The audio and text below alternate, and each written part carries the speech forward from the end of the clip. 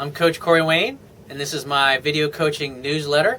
And the topic of today's newsletter is going to be never apologize for being you. I got an email here from a guy from India, and in India, obviously, arranged marriages, much like they are in a lot of countries in the Middle East, are a really big part of their culture. However, when you show up and you act weak or needy, or you apologize for who you are or what you're all about, you basically communicate through your actions and your words that you don't think you're worthy of the other person.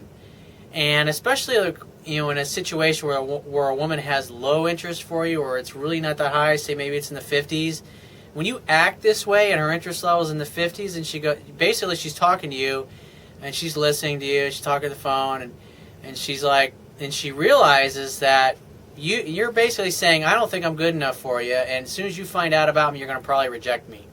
And that's basically how guys come across. And when she hears this behavior, she's, when you try to set a date, she's like, why don't you just give me a call next week? I'm not sure what my schedule's going to be like. And because when she does that, she already knows she's going to reject you, and so she's going to ignore you. And next week when you call, you'll get her voicemail, or when you text her, she'll just ignore you, like you're not even there, and hope you get the hint and go away. And so he says, "Hi Corey, I'm from India, and I'm a firm believer and follower of your online coaching and your YouTube videos. You gotta read my book. You can't use the videos and the articles as a substitute for the book. The book's 228 pages, and it's going to give you the core knowledge, but I talk about everything that's in there because you get a lot of great real-world examples, but do not use just the videos and the articles as a substitute for reading the book. There's no shortcuts to this stuff, because if you don't know the material and you have a knowledge gap, you're going to be making unnecessary mistakes that are going to be getting you rejected. I found these very informative and inspiring." Well, thank you for the compliments, by the way. "Let me come directly to the point. I'm a bit confused about how to contact women after exchanging interests through matrimonial websites.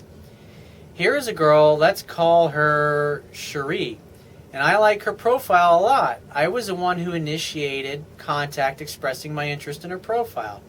She too reciprocated with her feelings."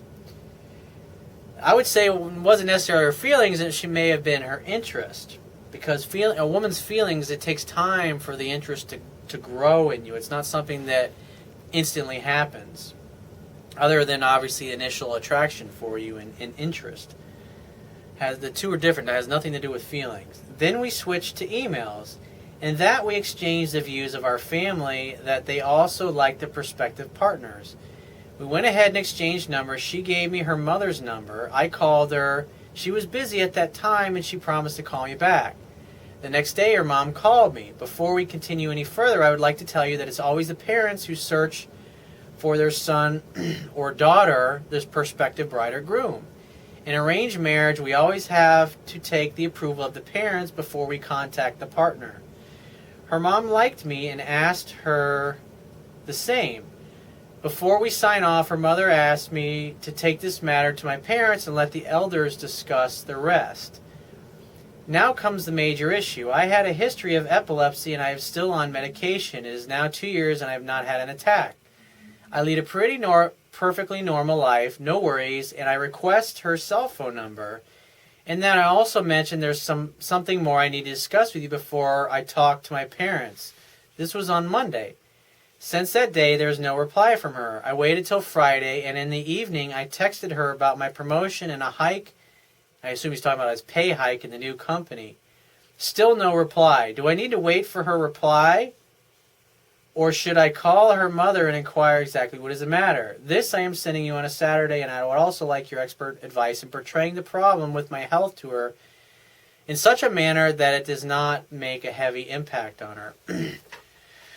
Well, one thing I noticed is that her mother said that, okay, well, let's let the adults speak. So I assume that she was basically saying, hey, I want to talk to your parents. That's the next step. And then the parents talk, and the parents find out if they're on the same wavelength. And if the parents like each other, then they'll have you talking to her daughter. And so I would say it looks like you ignored that. But it also sounds like you had an email chat with her for like 10 minutes. So it's obvious that the parents are basically the gatekeeper to the daughter. And if her mother has said, okay, now it's time for the adults to take over, I can't tell from your email if you were talking, if she was saying that she wanted to talk to your family and your family to hers and that you were supposed to hang back, or you're supposed to get in touch with her. But when you're leaving messages and she's not getting back to you, that is a clear sign that you need to respect the mother's wishes. And if you don't respect the wishes, then she just might blow you off altogether. I mean, who knows? There's so many things that you can say, but the key is that when you're presenting yourself, you want to present a position of a guy who's got his shit together. And as far as this epilepsy thing goes, it's like, what's the difference if you have epilepsy or you had a wooden leg? I mean, the bottom line is if it's not a big deal to you, then it won't be a big deal to her. And if it is a big deal, fucking so what? You move on to somebody else that it's not a big deal to, because there's going to be a woman out there that's going to love you for you. But in this particular case, it's like right away you're already trying to apologize for the epilepsy, and you're like, oh, there's something that you and I need to talk about before I involve my parents. And when you say it like that, you're basically causing her to feel like there should be a red flag or a reason to worry or doubt, or that you weren't forthcoming with her.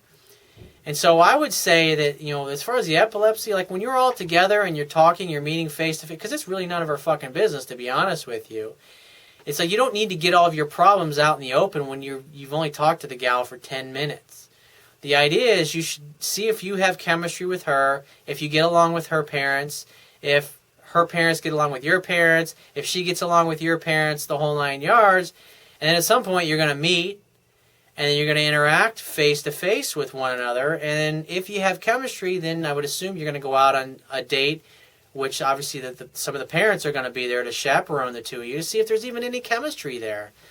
I mean, there's a lot more steps to the process as opposed to being in the West, but right away you're already basically apologizing for you, and you're trying to make up for that, and now you're contacting her in ways, from what you shared here, that are inappropriate and are against the wishes of her mother. And if you're doing that, then it could piss the mother off, and she can say, no, you're not talking to that boy.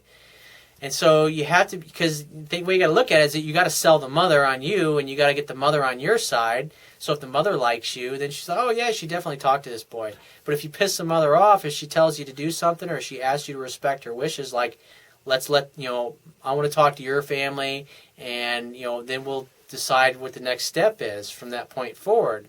But when you're not respecting those wishes, you could be blowing it right there from the get-go. So that's the best way to handle it. It's like, as far as revealing that you have epilepsy, do it in person. When you're talking, you're like, yeah, I grew up, I had epilepsy on my medication, and, I haven't had any, attacks or anything in several years. But if it's not a big deal to you, it won't be a big deal to her. But if you make it out like a big deal, kind of like the way you did in your email here, then yeah, it's going to create a problem, because you're basically apologizing for something that, there's not a lot you can do about it. I mean, if you're born with this, you're born with this. It is what it is. So if you find this message of value, you can show your appreciation by going down to the Wibia toolbar if you're watching this video on my website, and click the PayPal donate button and donate any amount that you feel is equal to the value of the information in this video. At the very least, please share this video with all your friends and family by clicking any one of the social network sharing buttons. And if you got a question that you want to ask me, you can go to my website and click the Contact Me tab, which is on the left-hand side of your screen, and send me 3 or 4 paragraphs max detailing your situation or your questions. And you just got to give me several days to get back to you, because I get a lot of email from the internet, and I also get a lot of email from my paying phone coaching customers, and I obviously got to focus on their emails first, but be patient and I will get back with you. And if you'd like to talk to me right away, you can go to my website, understandingrelationships.com, click the Products tab, and just follow the instructions for booking a paid phone coaching session with me personally, and I will talk to you soon.